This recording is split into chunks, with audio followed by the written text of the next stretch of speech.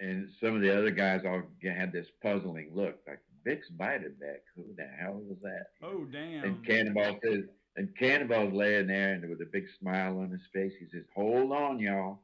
He says, "Vic's Beiderbecke was cool before they even had the word cool." You know? Which is true, because Yeah. he was kind of the first modern improviser.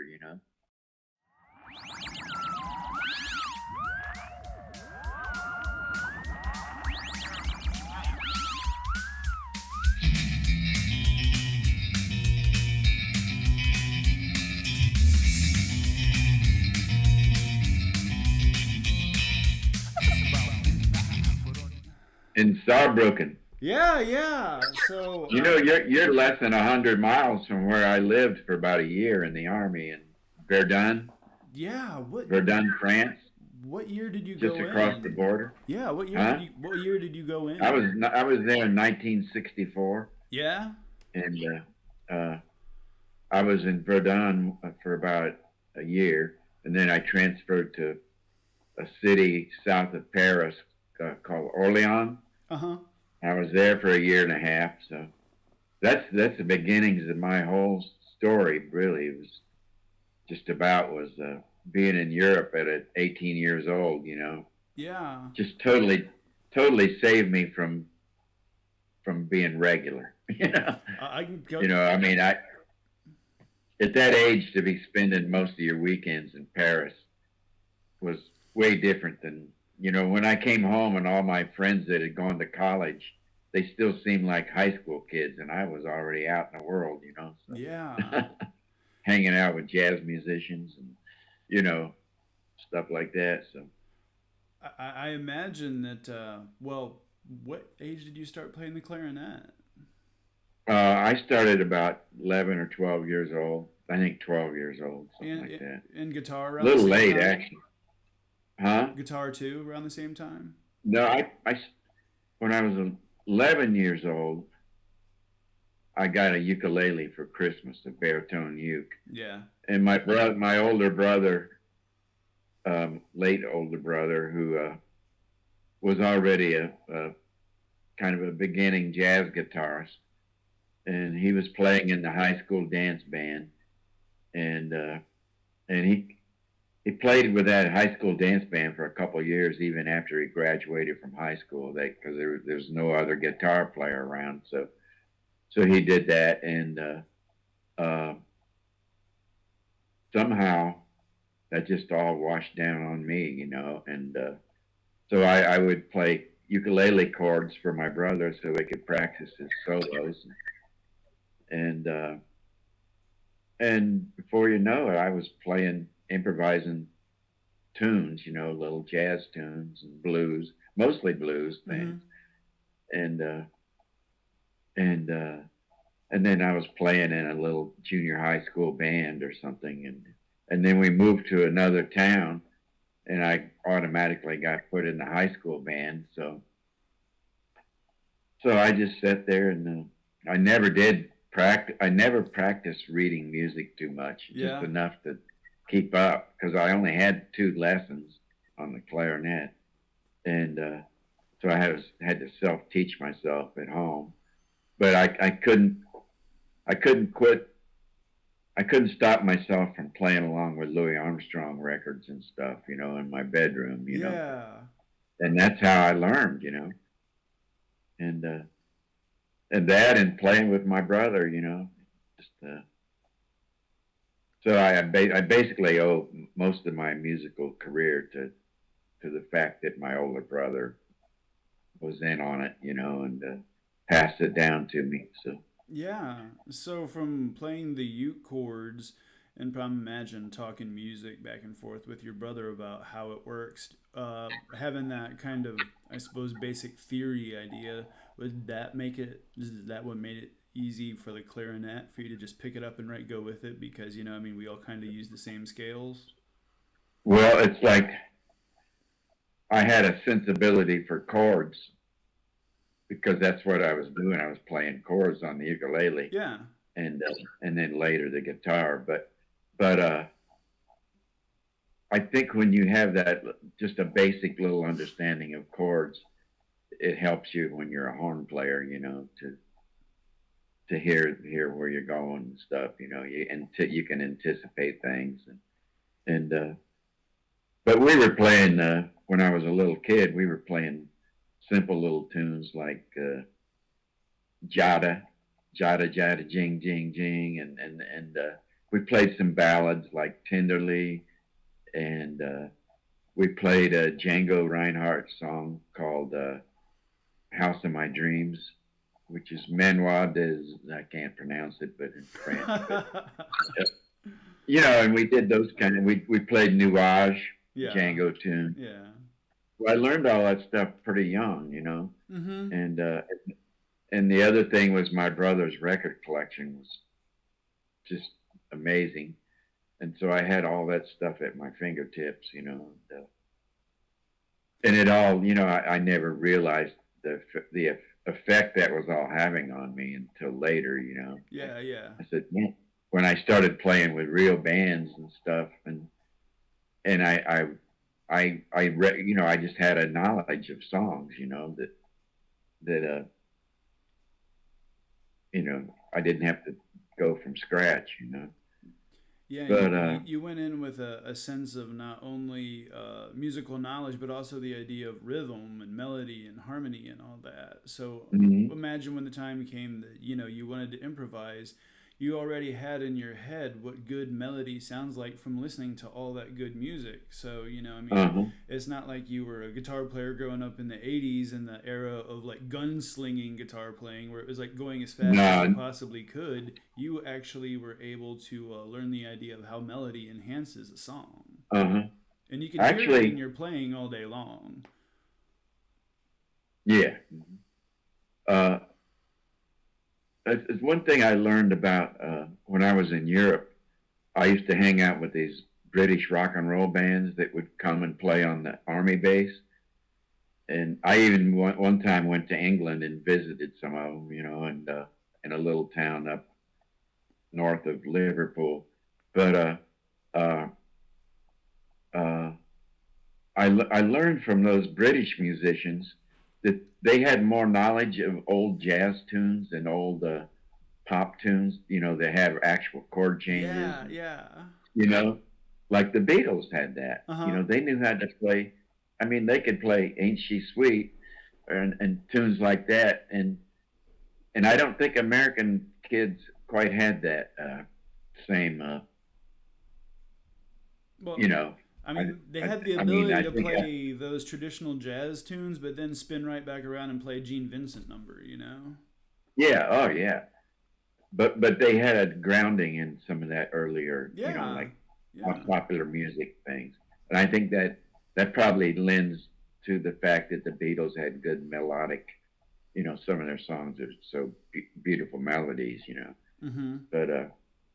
But I noticed that from all the musicians I met in Europe there, they all had that sort of, especially the British musician, sort of had that knowledge of those old tunes, you know. And I had that too from playing tunes with my brother, so I was kind of drawn into that, and I seriously hung out with these musicians a lot because there was no, you know, there was not much else I could do. And then when I was in Verdun, I formed my first band with two French guys and one of my army buddies who played some guitar. And we tried to do a couple of gigs, and it was kind of a disaster. But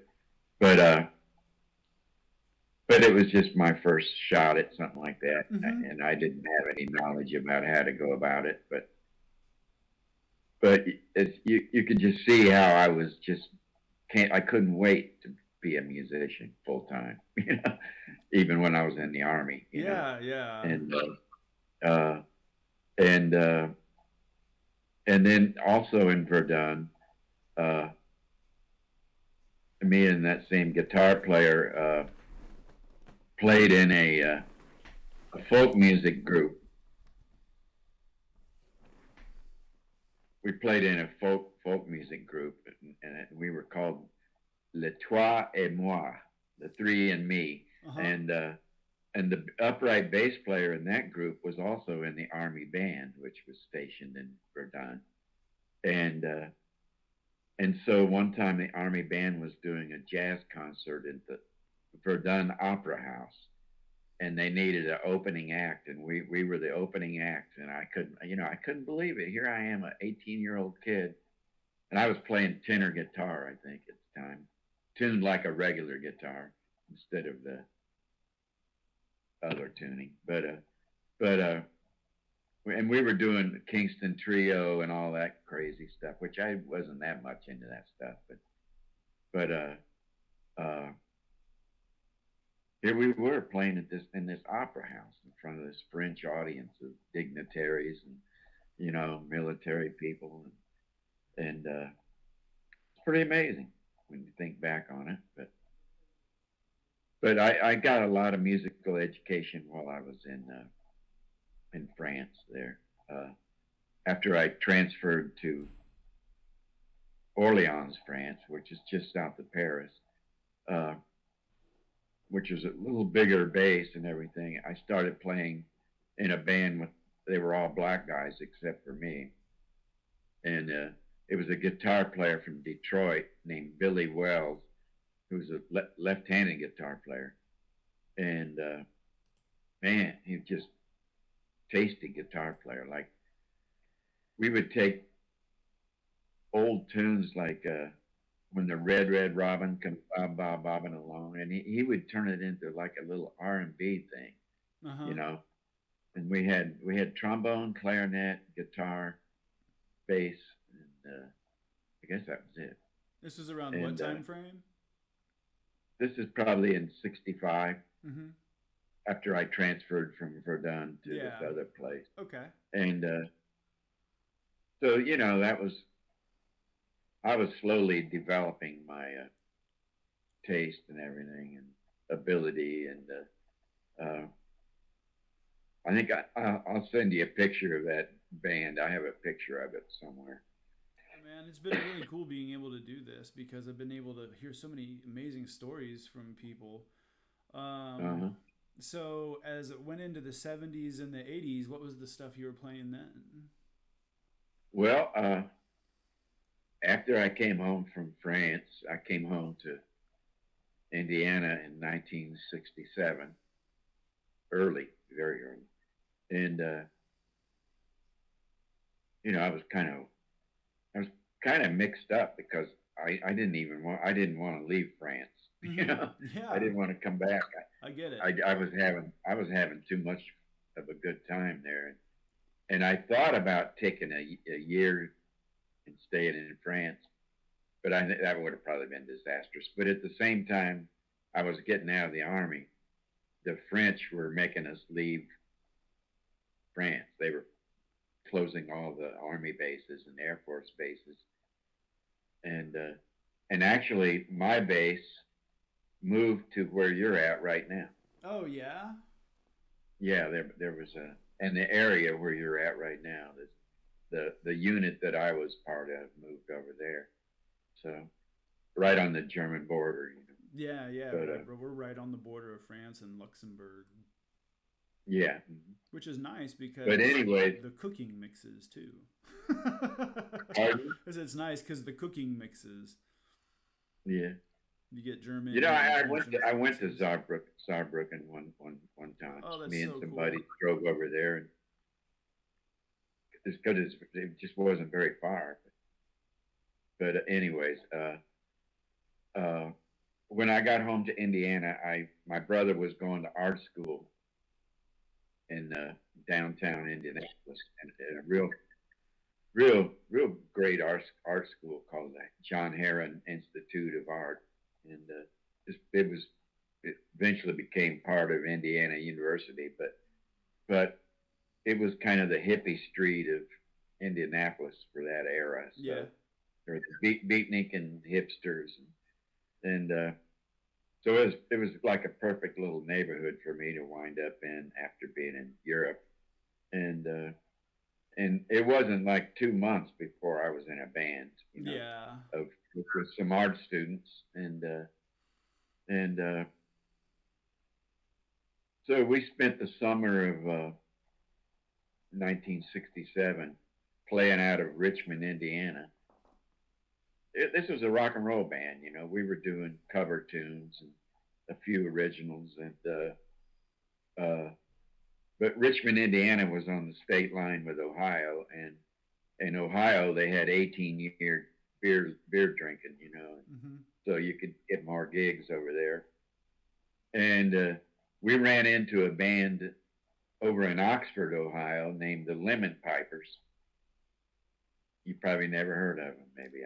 I'm from Ohio, and the Lemon Pipers were a one-hit wonder. They had a big hit in that about later that year, I think, or in '68. They had a big hit called Green Tambourine, which was, you know, like one of those million-selling, you know, top 10 tunes, you know. Yeah. And then they were never heard of again because it was kind of a bubblegum thing, you know. It wasn't what the band was really about. But, right. But during that time, we recorded a 45, and we got to go to the old King Studios in Cincinnati, which is where James Brown was recording at that time, and Hank Ballard, and we got to see Hank Ballard was in the studio there. Oh, cool. We were just a bunch of kind of scared white boys in this old famous studio, you know, and we whipped out a couple of tunes, you know, and put them on a 45. And later that summer, we three of us took off for New York in this old car, and in one day I had a buddy from the Army in New York, so we slept on his floor, and we spent a whole day going to record companies. And we weren't the only ones doing that. And we went to, there's one building where there's about 20 record companies right there. You know, you just get on the elevator, go to that. I remember one record company we went to was Kama Sutra, which is where the Lovin' Spoonful was on that label. Right.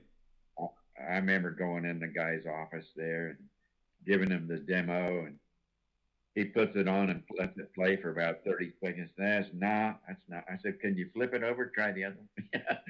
But I mean, it was like, you know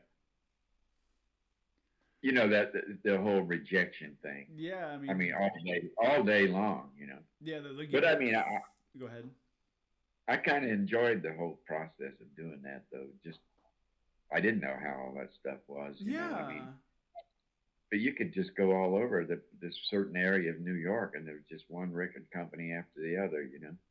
And in those days, that's when rock and roll was really starting to roll, you know. Yeah, it was kind of right at the end of the Tin Pan Alley days, really, right? Yeah. Yeah. I mean, the roots rock and roll stuff was still happening, I guess. But I mean, the things like, I don't know, the Beatles had already popped out there. So, but everybody's wanting to be a rock and roll star, you know? Oh yeah. I imagine when the 80s came along with like new wave music and then like speed metal and thrash metal and stuff, you were just kind of like, what's happening here? Yeah. That stuff just went right by me. I didn't. Oh yeah. Like after that first band, that where we played in Ohio and stuff. To me, all that stuff was just like going to school and learning things, you know. And you didn't feel like it at the time, but that's what was happening. And,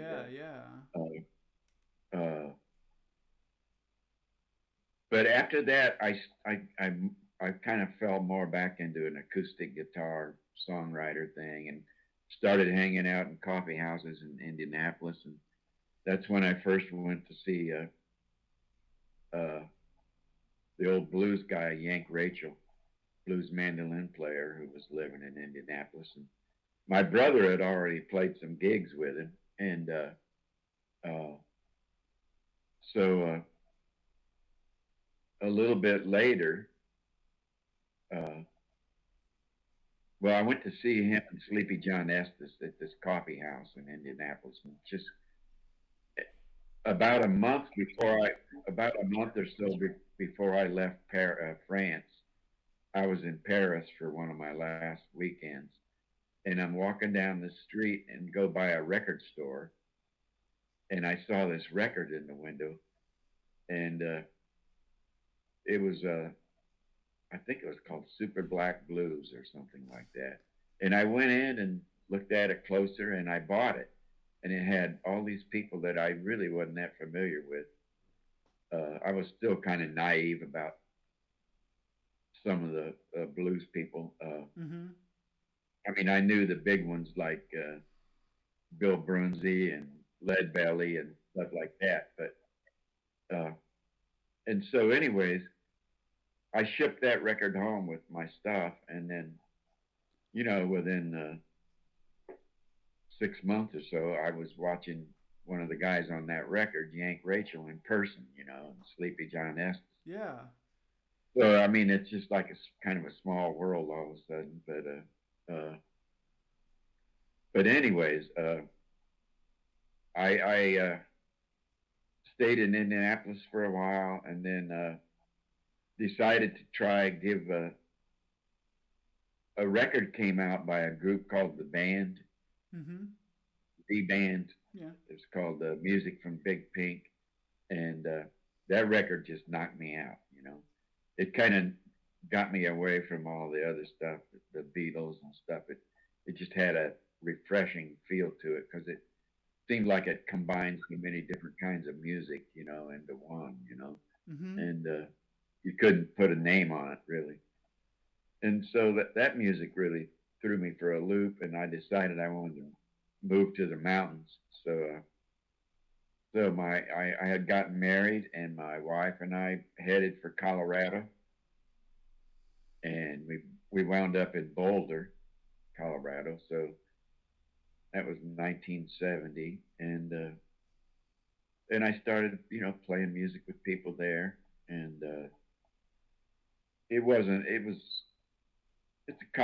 college town with a pretty good music scene, but it Yeah. wasn't anything to shout about, I guess. But I played with whoever I could and worked on my songwriting, and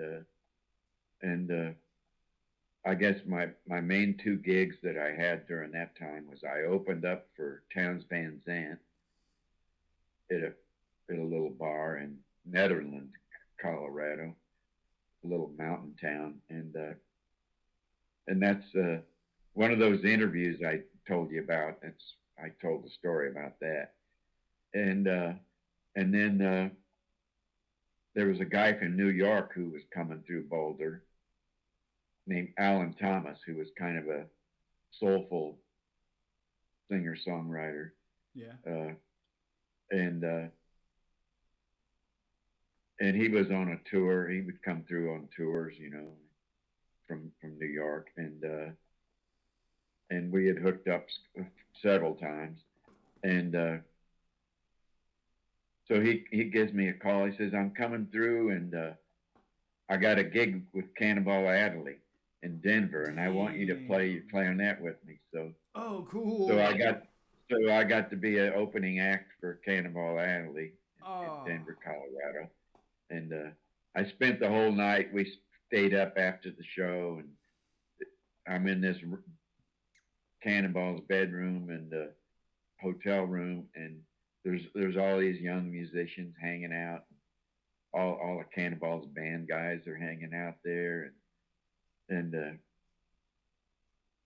some joints going around and stuff, and Cannonball's just laying there with his horn by his side, his soprano saxophone, and we're talking music, and it's weird, he was going around the room asking all of us young guys what our big influence was, and when it got to me, they're all saying Miles Davis or this or that, famous jazz player names. Yeah. When it got to me, I says, well, at the moment, I've been listening to a lot of Bix Beiderbecke, who was a 1920s trumpet player, cornet player. Yeah. And some of the other guys all had this puzzling look, like, Bix Beiderbecke. Who the hell was that? Oh, damn. And Cannonball's laying there and with a big smile on his face. He says, hold on, y'all. He says, Bix Beiderbecke was cool before they even had the word cool.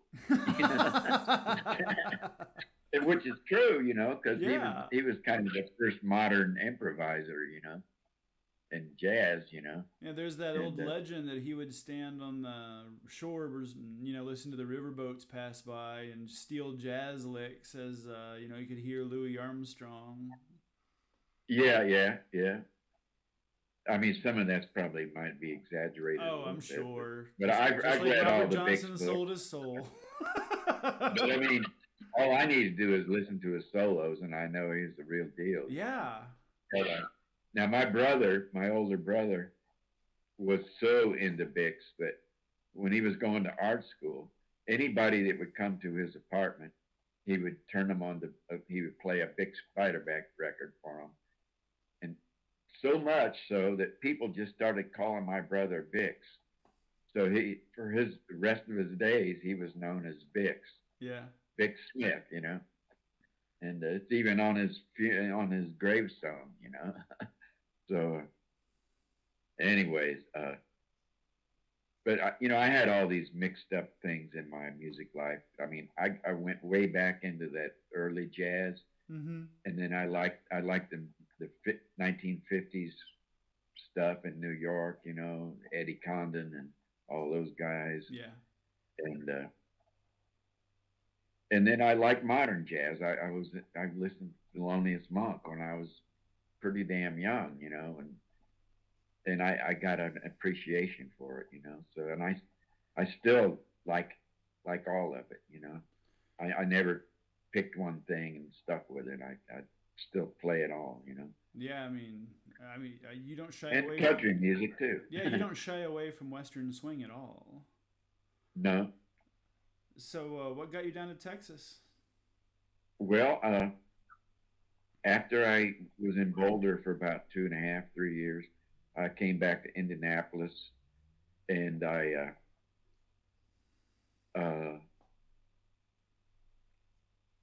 was walking down the street one day in the neighborhood where the art school is, which was the hippie area, or the beatnik area, whatever you want to call it. And a place where I used to play in a band with my brother, a jazz band, had become vacant. And a bell just went off inside my head. Open a club, open a club. And it was just so strong, this feeling I had. So I got a couple of buddies, and we pulled our money together. And the guy that owned the building had a dinner theater next door. And he let us rent it from him. So we spent a few months fixing it up, and we opened a place. And previously, I had played a lot at a place in Colorado called the Hummingbird Cafe, and they lost their lease, and so I named this place the Hummingbird Cafe, and so that started my life as a club owner, and I started booking local.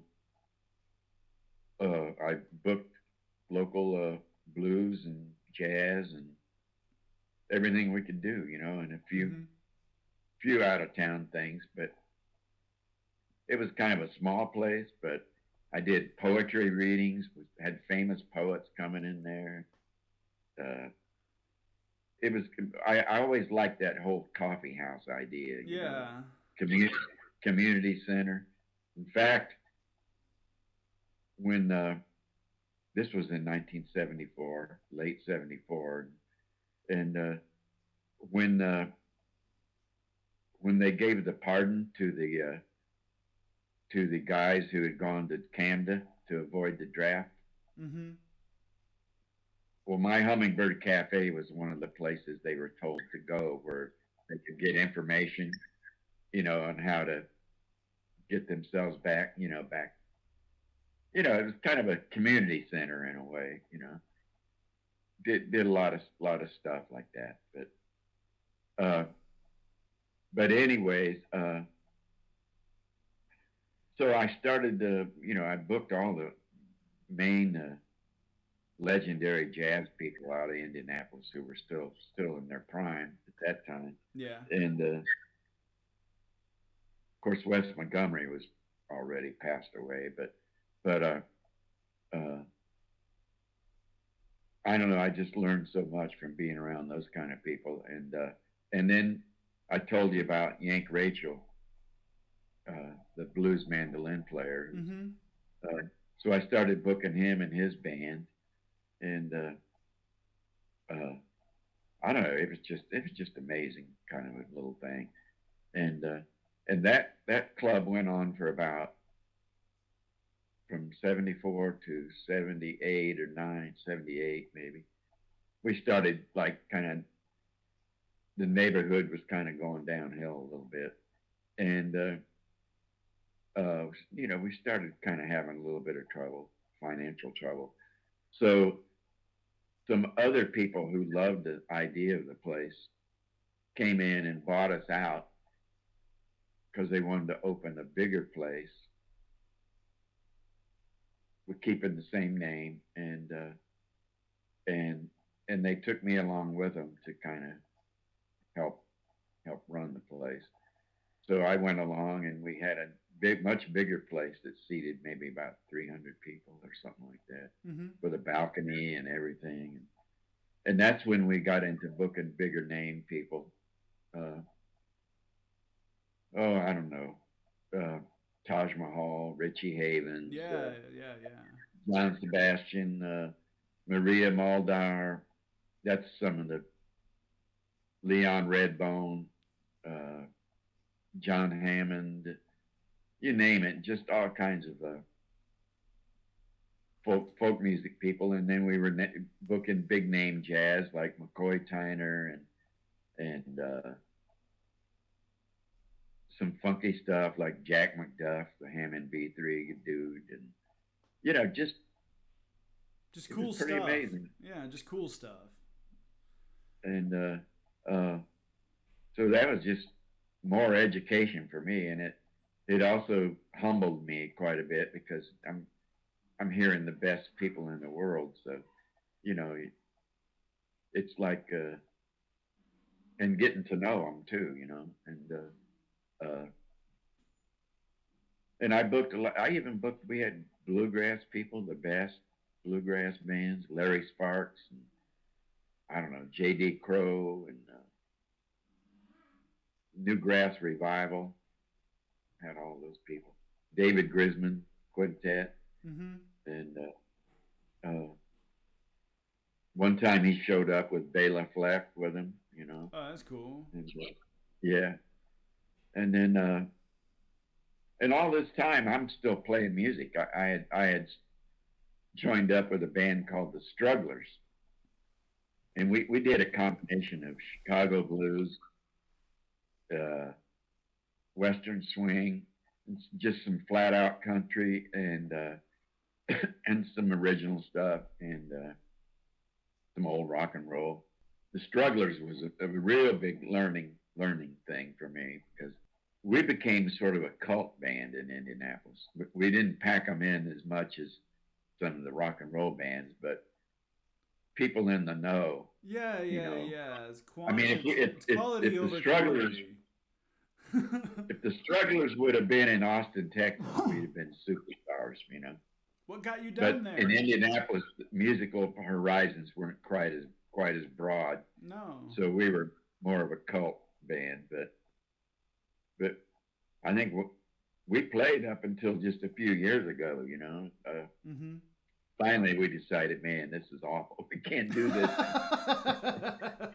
But I used to come up from Austin. I'd come up here to Indianapolis once a year, and we would have a big show in a country club or something, and to be packed, Yeah. And one of those deals, reunion show. But the Strugglers were a major learning experience for me, mm-hmm. and I got to play clarinet and guitar. I was the main singer, and mm-hmm. So my vocal chops really came together in that. That's and cool. Then at the same time, I got into a bluegrass band, and I actually played clarinet in a bluegrass band. and we played some big festivals, and we were on festivals with Bill Monroe, and we were opening act for Bill Monroe about 3 days in a row. We opened for John Hartford. You know, he's the guy that wrote "Gentle on My Mind," and so I was keeping pretty busy and learning a lot. You know, we made a live record at the club that I founded, the Hummingbird. I did a version of "Georgia on My Mind" with just me and the fiddle player. I don't know, it just came out on the record really nice. Yeah. You know? And all the reviews that the record got, you know, they always mentioned that, you know, because, you know, a lot of people thought, oh, just another version of "Georgia on My Mind." Who can beat Willie Nelson and Ray Charles, you know? Exactly, yeah.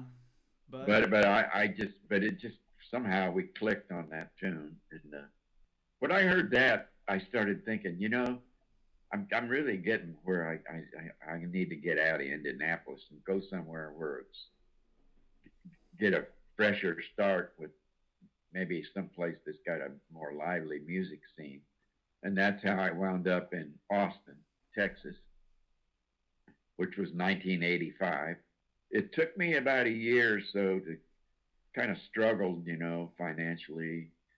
I played on the street a couple times, you know, and I'd make about $15 an hour doing that, which back then was pretty good. Yeah, that's pretty decent. Not back then. Yeah, but anyways, I started meeting musicians. I met one musician who I'd played with back in my Boulder, Colorado days, and we all moved into he was living in a house that was owned by this great piano player named Floyd Domino. I love Floyd. You heard of Floyd? I watched Floyd play with Kevin Fox. Oh, okay. Well, Floyd was, you know, a founding member of Sleep at the Wheel. Yeah, yeah. And he'd already won a couple of Grammy Awards, but he had a rental house in Austin, right in the middle of Austin, right near the campus. Mm-hmm. And I was lucky enough to get to move into the attic of that house. Okay. Oh God, the Texas heat. Oh. And I was there about 13 years, I guess. Ooh. And it was full of musicians lived there, and there was an actor that lived there. There was, you know, all kinds of kind of cool people came through there. And Floyd would just come over once in a while and check things out, but he was just he was busy playing with George Strait or Merle Haggard or whoever, you know. Yeah. But that was kind of a cool thing in Austin for me to live in that house, and it was sort of a musician central, so you couldn't help but meet people. And the old Blaze Foley, the famous singer out of Austin who didn't really get famous till after he died, I guess. He got real famous.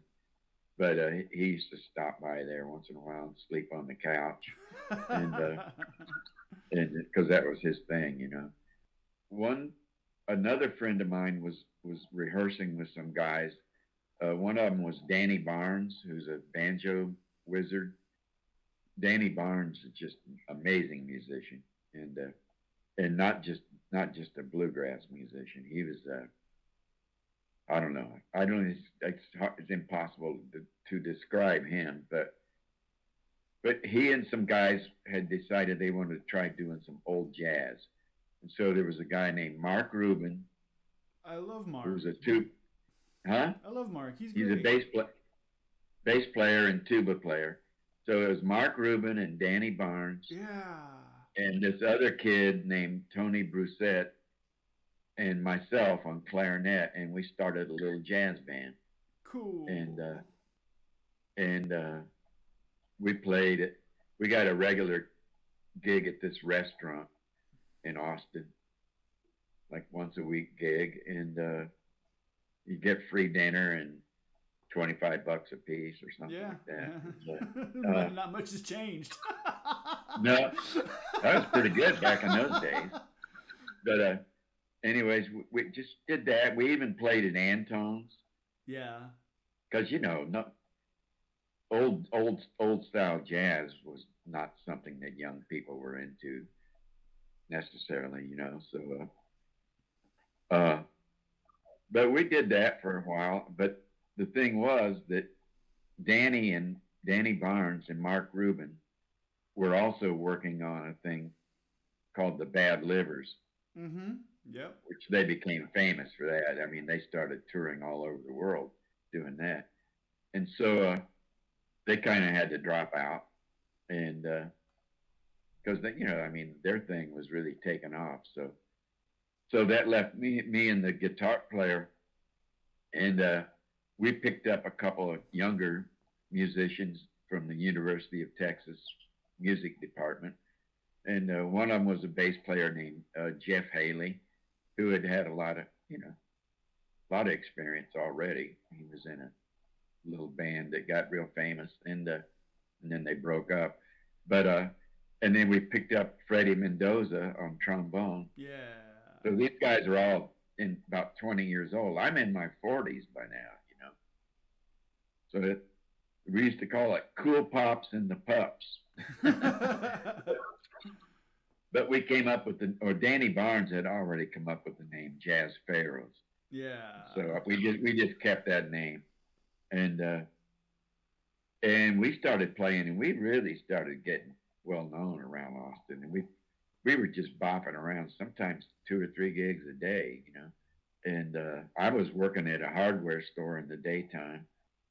It was wearing me out, but I was making some good money, because. I remember we'd do 2 weddings in one day sometimes, one in the afternoon and one in the evening. And we played a lot we became a real well known as a happy hour band. Mm-hmm. And so the Jazz Pharaohs just kept going and going and going. And finally, the members started changing a little bit. The bass player moved to New York, so we got Kevin Smith. Yeah. Played with us for a while. Champion. And then somewhere in there, I also hooked up with the Spankers because they were playing a once a week gig at the Austin Outhouse, and which is where Blaze and Towns and Lucinda Williams and all those kind of people had hung out a lot. And that was just down the street from my house. So I would get through playing my gig with the Jazz Pharaohs on a Wednesday night, and then I'd head up to the Austin Outhouse, and I'd sit in with the Asylum Street Spankers. And that was just packing them in, Oh, yeah. every night, every Wednesday night.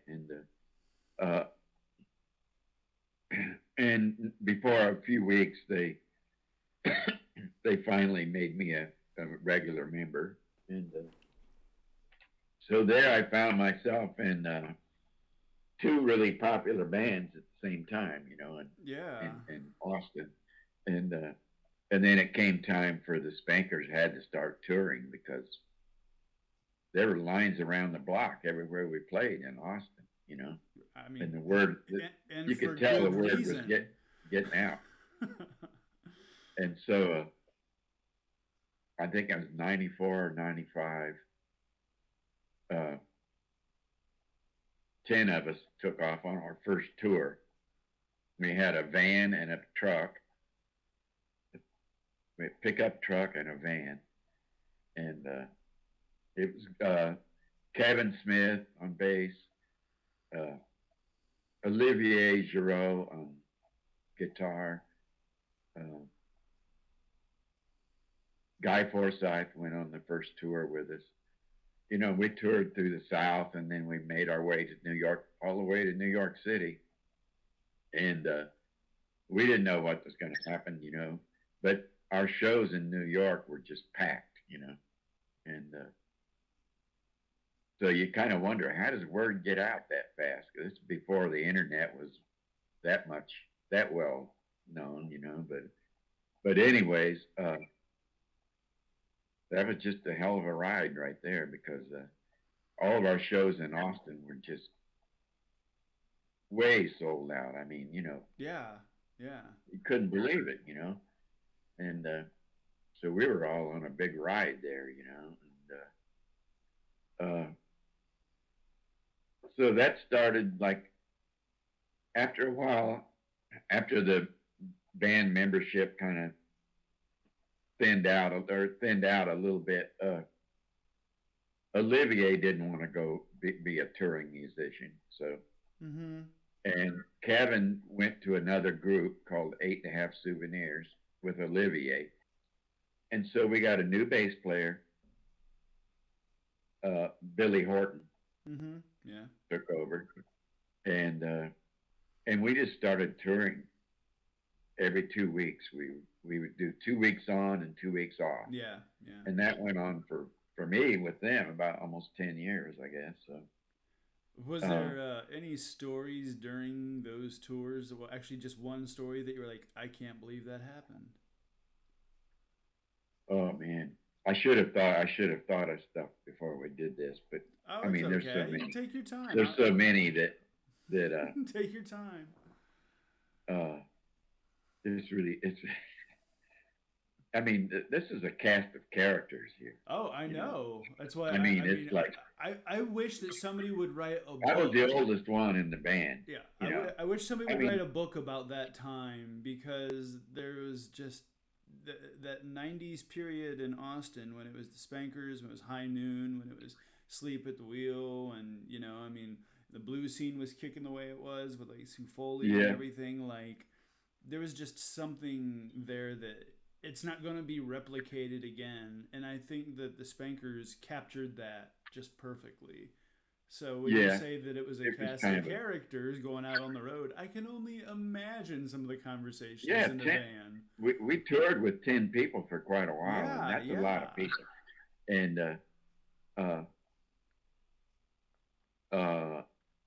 I remember waiting for Whammo a lot. I mean, everybody would be in the van ready to go and waiting for Whammo. But that's Whammo, Yeah. But, we just, not every gig we played was great, but for the most part, everywhere we went, the word had gotten out, in those first couple of years of touring. It was pretty solid sellouts, And, you said you had a bus. I remember you writing a story about the bus is where the stories really start. Well, I guess. yeah, you told. I remember reading like partially about this kind of crazy story that happened with a bus. Yeah. Well, first of all, we had been touring in a van and usually another vehicle, and because we were still playing all acoustic, and which limits the size of the venues you could play in, right? But that all actually worked better than most people would ever think. But the crowd knew to be quiet. Yeah, and but eventually somebody decided we needed to get a bus, so they found one, and it was right outside of Indianapolis here. This old couple, I don't know if they had an old country band or something. They had a Trailways, an old Trailways, late 50s Trailways. And Whammo and the band manager, the guy that did the bookings and stuff, they came up here to Indianapolis to get the bus, to buy it and pick it up. And it actually broke down on the way back to Texas. But we finally got it to Austin, did some work on it, and we started off on our first tours on it, and it was it was a trip. I don't know, because it was an old bus.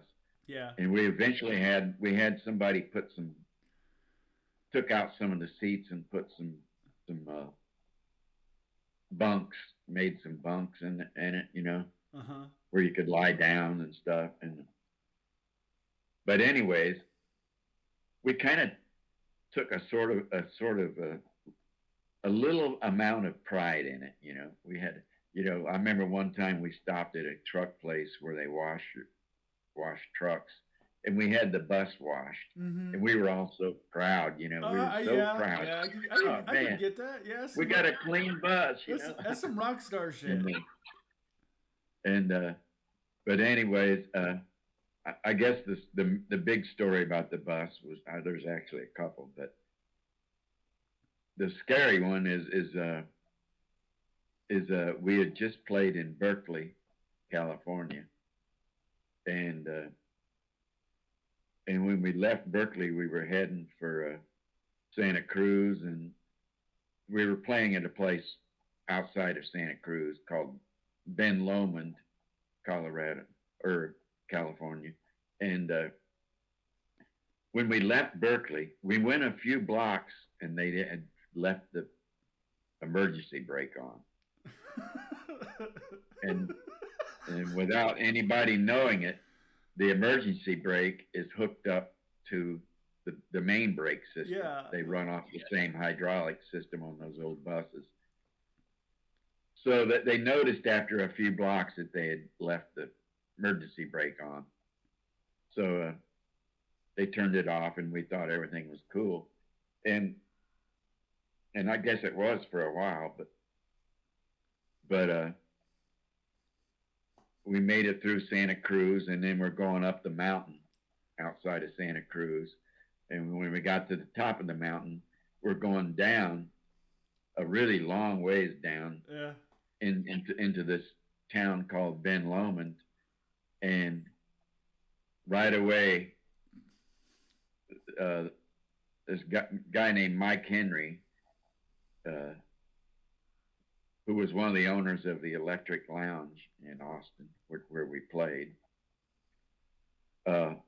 he says, the brakes are not working. There's no brakes. And, oh, man. I haven't relived this for a long time, but Christina was sitting in the front seat of the bus right by the door, and she had a brand new baby. I mean, she's traveling with a baby. Yeah. She had a little son named John Coltrane. and a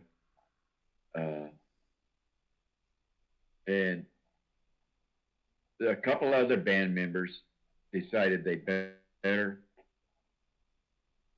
get up there with the driver just to keep him calm and try to keep, because we're going downhill, I mean, and Corey Simeone and I was in a bottom bunk and he was in an upper bunk, and I remember once we're going, I remember once saying, here we go. And I remember trying to I reached my right foot up and tried to hook it over the upper bunk to brace myself. I said, well, that's stupid. There ain't nothing. There ain't nothing going. You can't brace yourself. No. Because we were in free fall going down this mountain road. Yeah. And then finally the road started having some curves, not super curves, but enough that you could feel the bus gliding, and there's nothing but solid forest on the side of the road, So if you went off, you're going to slam into multiple trees. Yeah. And so you could feel that feeling of not, sort of a glide. I don't know what you call it. Yeah, I get it. And there's two guys up there with the driver, just trying to keep him settled. And there's absolutely no brakes. And as we got closer to the town, this is the part that scared me the most, because I'd already thought we were going to all die sliding off the road. But we did finally make it into the straightaway that was going into the town. And it's amazing how quiet everybody was, you know. Yeah. At a certain point, because this lasted quite a while. And sometimes it just was just real quiet. We're all like, you know, you're just floating down. But when we got closer to town, you could see that there was a red light, and cars are going across in front of where we're going. And I thought, oh my God, we're going to kill a bunch of people. You know, I thought this is just going to be the worst thing ever. It can't get any worse. No. You know? And so they started blowing the old horn on the diesel, which was a pretty good horn, you know. Yeah. And I guess people saw it coming and could hear the horn because people got out of the way. And we coasted right through that red light and just kept coasting. And we came to a stop right in front of a grocery store. It was called the Safeway. Yeah. And we were all just really shook up. I mean, because this wasn't just 1 minute. This was longer, you know. When you go through this stressful thing, the longer it is, the more stressful it, and the more effect it has on you, you know. Mm-hmm. But I don't know. We all filed out of the bus, and we were just all like kind of giddy after a while, you know. Yeah. And anyways, that old bus was something else. And the bus met its end in Van Horn, Texas. We had just crossed into Texas in El Paso, and this was after another couple. We still took that bus out a couple more times, but we made it across the Texas state line into El Paso, and we're coming into Van Horn, and I forget what happened to the bus, but I don't know if it's a transmission thing or what, but we made it to Van Horn and pulled into a truck stop type place there, and we were there for about 2 or 3 days. We got a motel room, and I just every day walked around the town and got something to eat and, you know, tried to entertain myself. But there was really nothing anybody could do about the bus. One guy tried to do some work on it. And we drove it around the parking lot, and it just wasn't. Yeah. It wasn't right. No. So that night there was a Greyhound coming through, and we had all of our stuff piled up in a pile at the bus where the bus was going to stop, the Greyhound. And luckily, this woman in California had given us some some special cookies to eat. And here we are getting on this bus, Greyhound, which was already full of miserable people,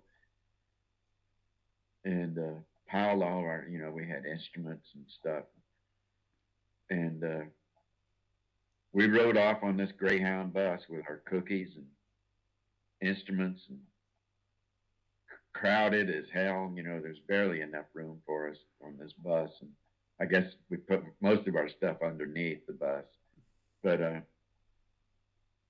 and it was just a long, crowded ride into Austin from West Texas. Mm-hmm. But that's just life on the road, you know. I mean, yeah. And we left that bus there, and we left the bus there, and I'm pretty sure there's a family living in it somewhere, you know.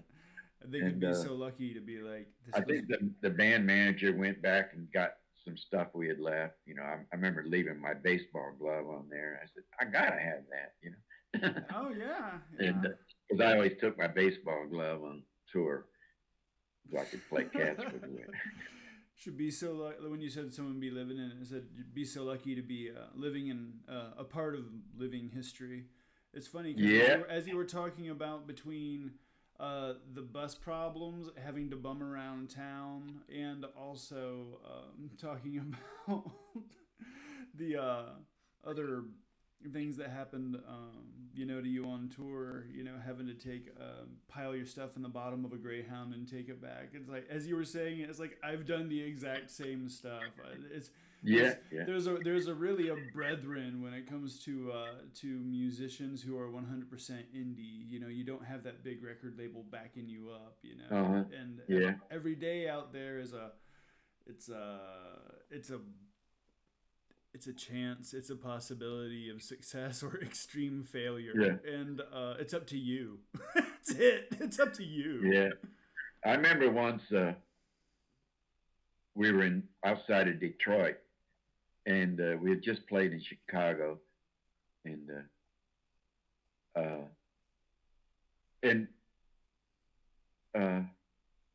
we were kind of struggling a little bit.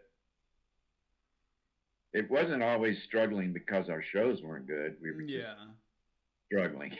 They just would pay you a paltry amount. But we were upstairs from this venue in Detroit, and it was almost like a gymnasium or something. But and the guy who was kind of the road manager of the band at the time was Josh, a guy named Josh Arnson, who was a guitar player, and he got us all together. He says, for some reason, we didn't get a shipment of our swag. And if we don't have that, we're not going to make it down the road, because that's the only way you could afford to. Yeah. I mean, you were selling cassettes to sell your stuff too. And so we had a little vote there. Are we going to just give it up on this tour and go back, or what do you want to do? You want to keep going, I don't know. I think we all decided, since we're already out here, we might as well see what happens. I think finally our swag showed up somewhere. We got it reshipped or something. I don't know. But I just remembered, like, we're all standing there like, could be the end of the whole deal right here, It was like one of those crossroads, Yeah. And for some stupid reason, we all decided to keep going, And there's other things I remembered. Like, I remember in the mid '90s, that's when everybody was getting tattooed crazy,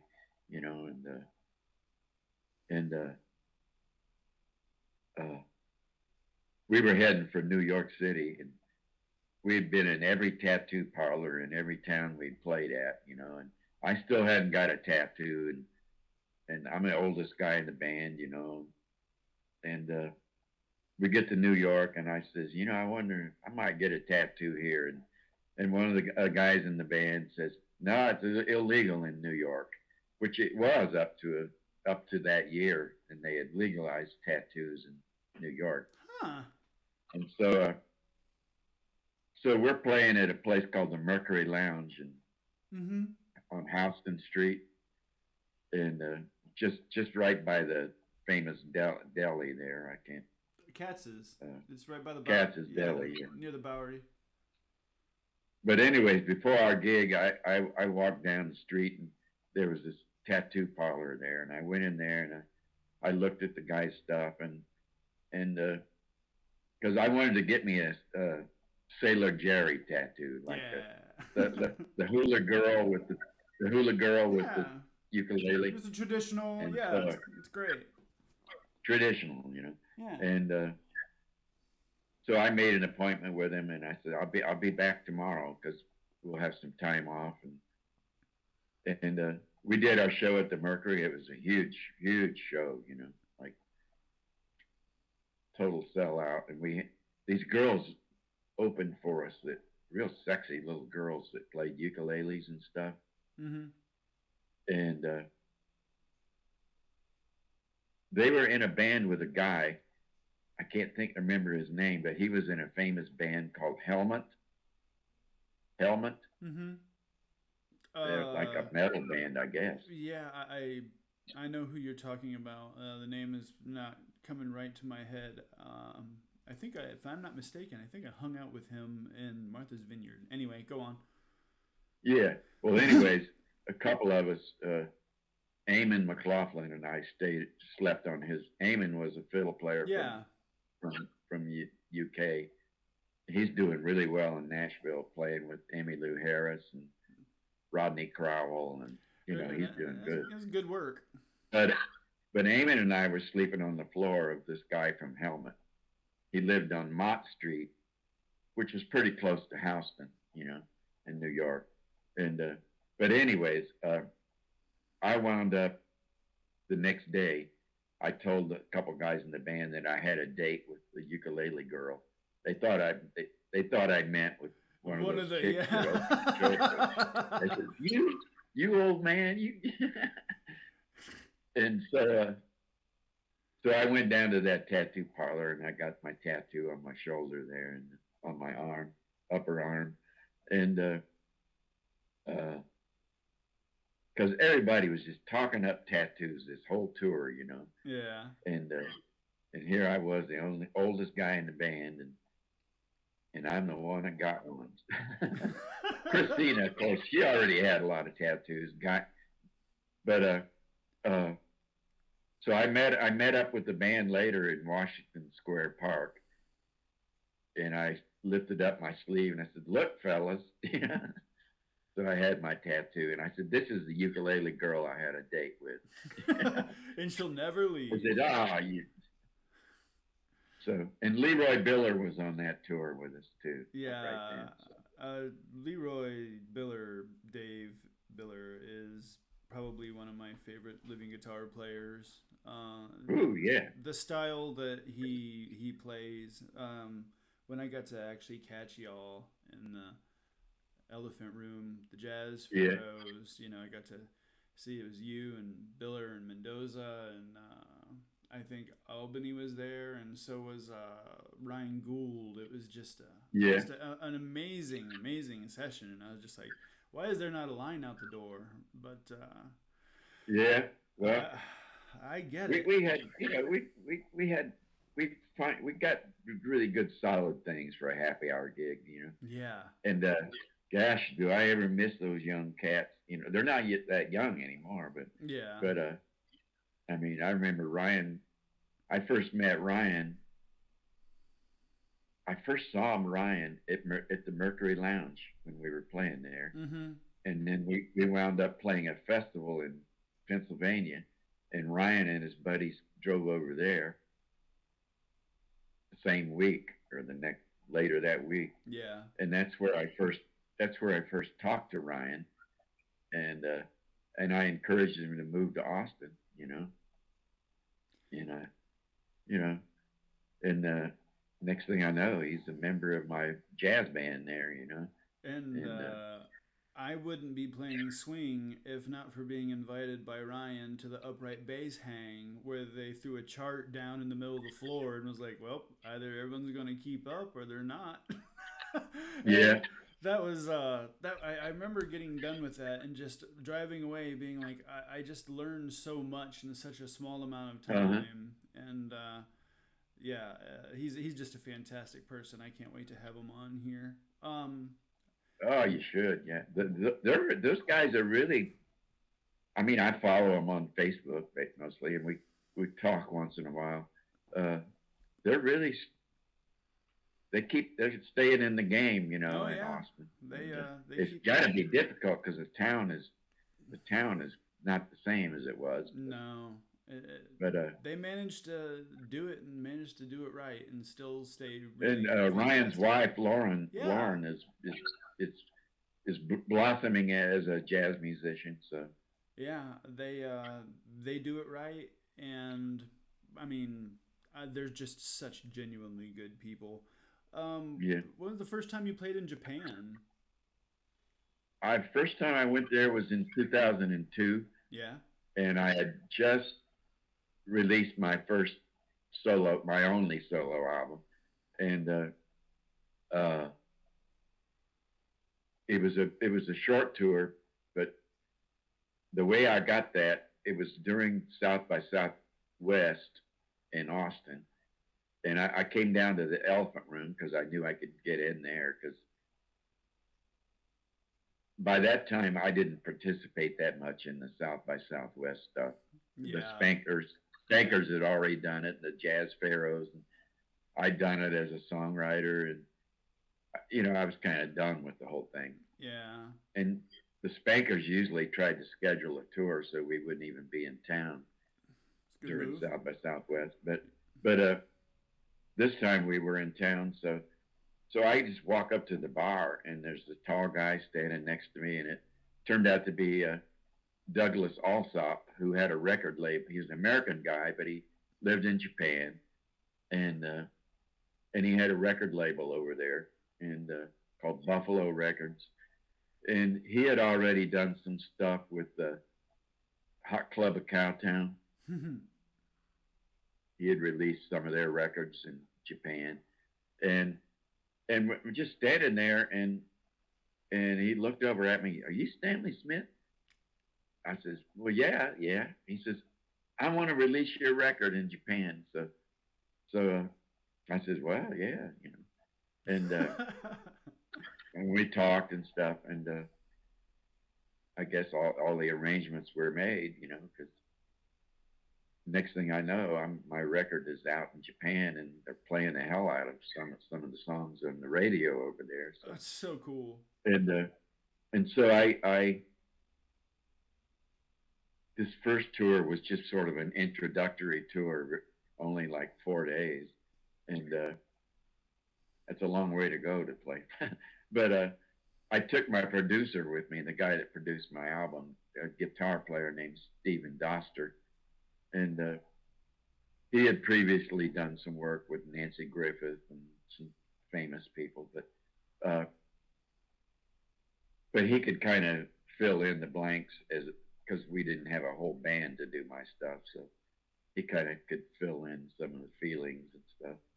And so we played about 3 gigs in Japan, and I did tons of interviews. I mean, it was like one day it was all just interviews, and we were in this big building, office building, and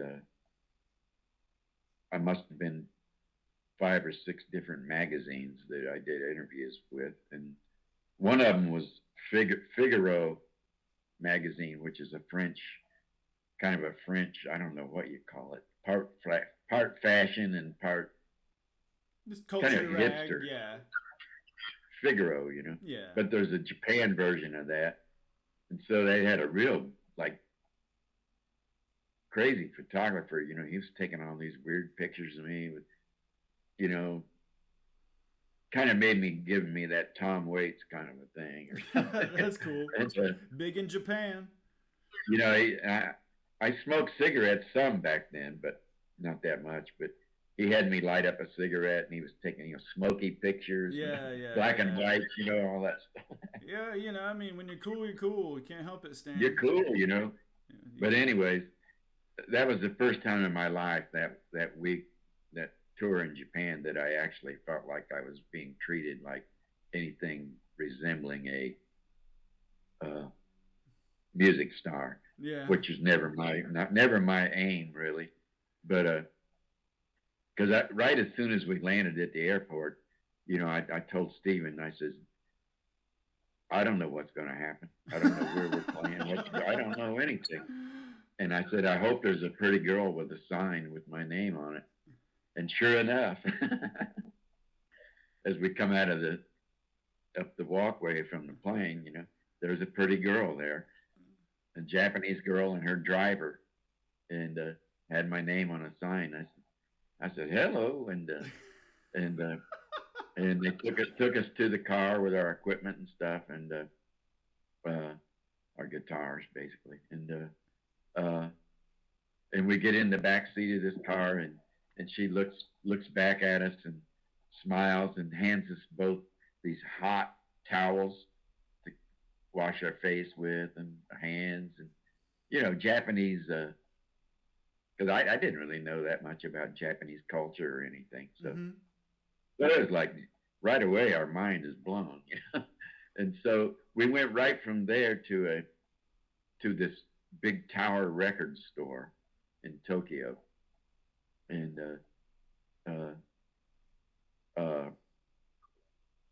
I'm going Tower Records, because they'd already closed down in the States, most of the Tower Records, and but they're still to this day a big deal in Japan. So when we get there, we go through some back door or something into the place, and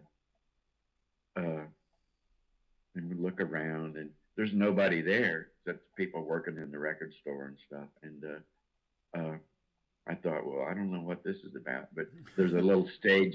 There's a little stage set up with a PA already set up, and apparently we were going to play a little in-store concert. Yeah, a little in-store promo thing. And I'm thinking, there's nobody even here, But then Stephen walked out the front door, and kind of, he said, and on the windows of the record store, there's a big giant poster of Nora Jones, who I actually already had a crush on, Nora Jones, because I liked her music too, and she was just happening, Right. And he says right next to her was a big poster of you. So I got the same build on the same window with Nora Jones. I would give anything if I had a picture of that, but I don't. Rats. So. Too bad you didn't get one. But anyways, we went in, and as soon as they opened the doors, there was a whole line of people out there come filing in. Yeah.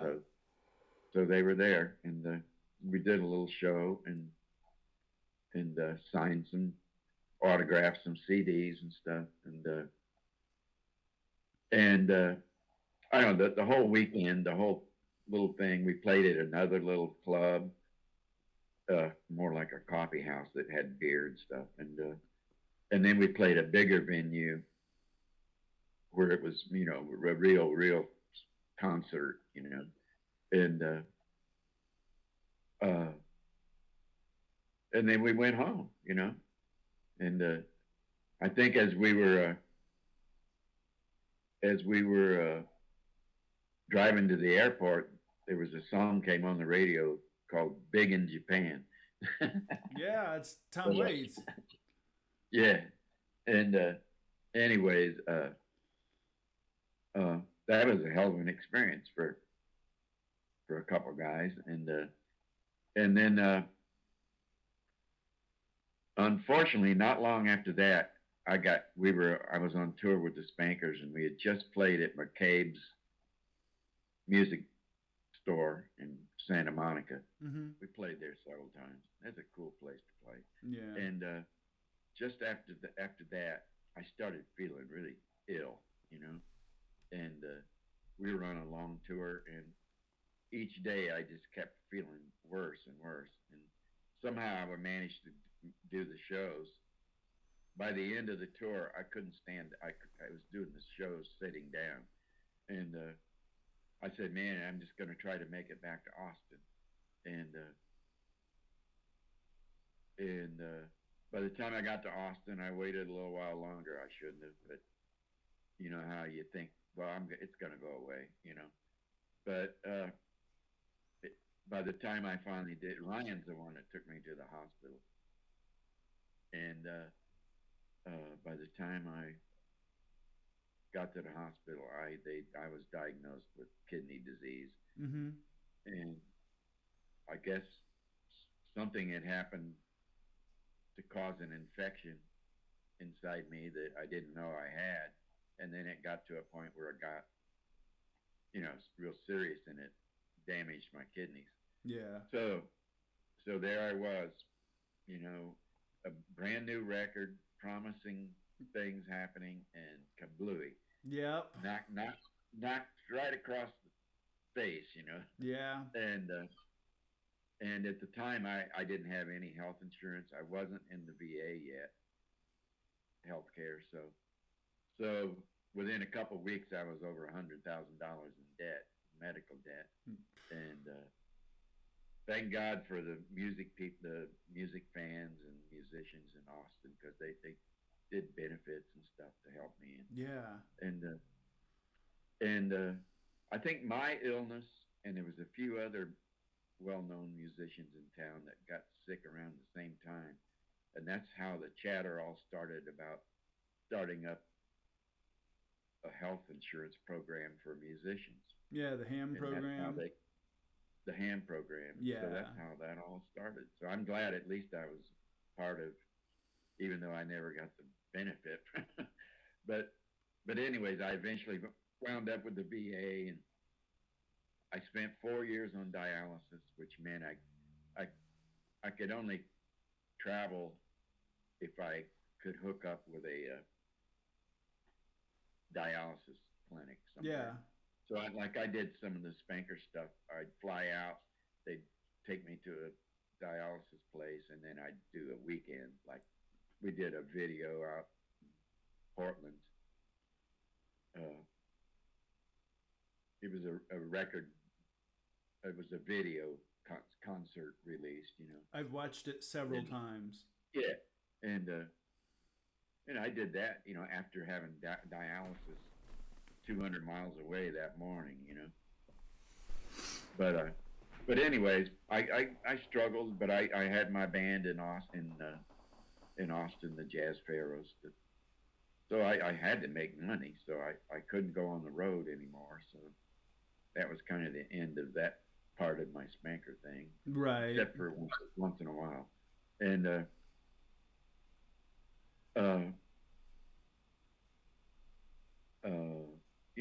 somehow I made it through 4 years of dialysis 3 times a week. So you're basically on life support. And then in 2007, and my transplant call came in, and I got a transplant. So, and been pretty good ever since, except till recently with this cancer diagnosis I got last summer. Well, if you beat... Did I tell you about that? You said that just in the beginning of the interview. Yeah. And that's, so far, it's treatable. So I'm yeah. dealing with that. I'd like and my kidney is working good, so... I'd like to think that all the love and mojo that all your friends and fans gave you helped. Oh, yeah, yeah. You've...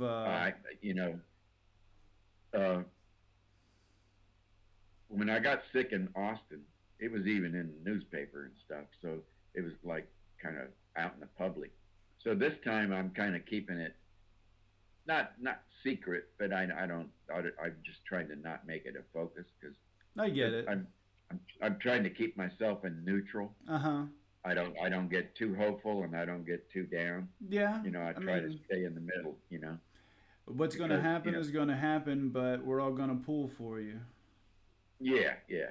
But the VA has been really good to me, so I'm not going to kiss off anytime real soon. No.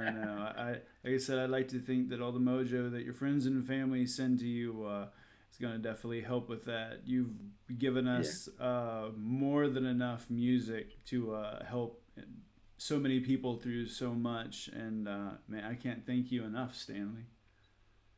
Yeah. You've the stuff that you put out there and the stuff that you made, just top notch. Anytime someone talks about clarinet, I'm like, yes, but have you heard? That's what I always say. Well,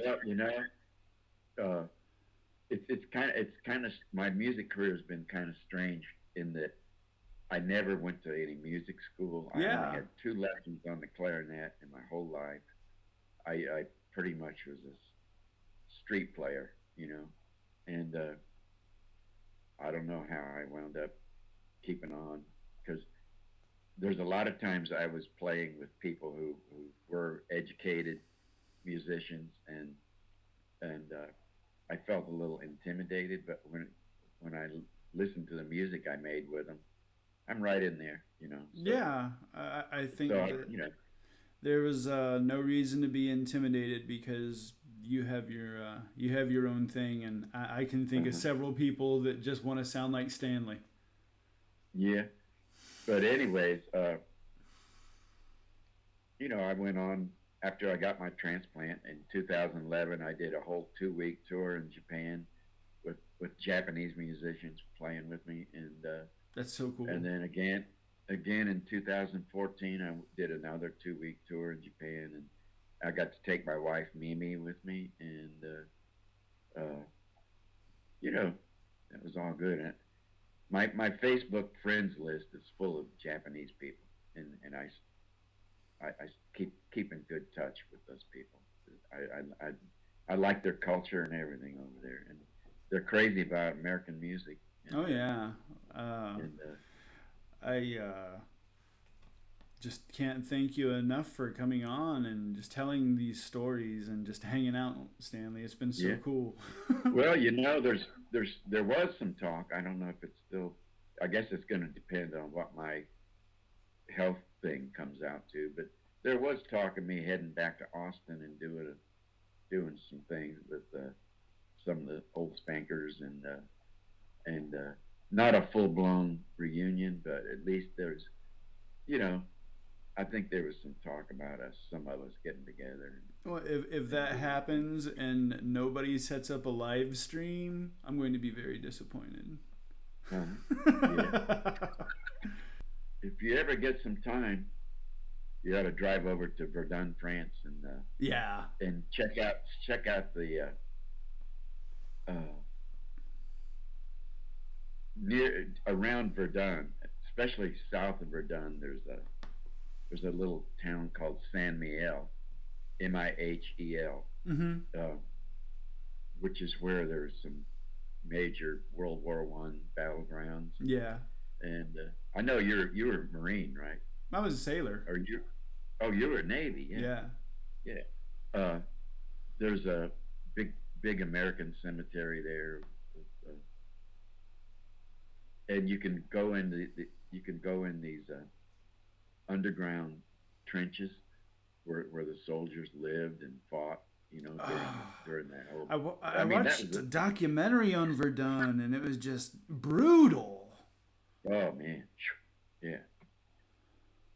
And you know, when I was there in the '60s, I was still able to talk to people that had memories of all that, you know. Oh man. I mean, even when I got to France in 1964, that's only 20 years after they were liberated. Yeah. From the Germans, you know, and so you know, when I was there, I was like, I'm so glad I got to experience the old Europe, you know, the older thing, you know, before all the. Yeah, you get to experience it when it was actually still in reconstruction, almost, basically. Yeah, I remember on the train in Germany, coming from Bremerhaven and heading for France. I remember seeing buildings that were still, you know, still not completely fixed yet, you know. Yeah, just still kind of ruined from the spoils of war, if you will. Yeah. But anyways. Oh, man, I could talk to you for hours about this stuff, Stanley. Good Lord. Well, we could do it again someday. Absolutely. Thank you so much for coming on, man. This has been a treat. Yeah. All right, man. I thank you for getting in touch with me, and let's keep in touch, you know. Absolutely. And, yeah, sooner rather than later. And I've been going through old tapes and stuff, and so every now and then I'll shoot you a tune. Oh, I could be so lucky. Thanks, man. I really appreciate it. All right. You take care. Take care, man. All right. That'll be all for today. Remember, peace, love throughout the world, and don't forget to rock and roll.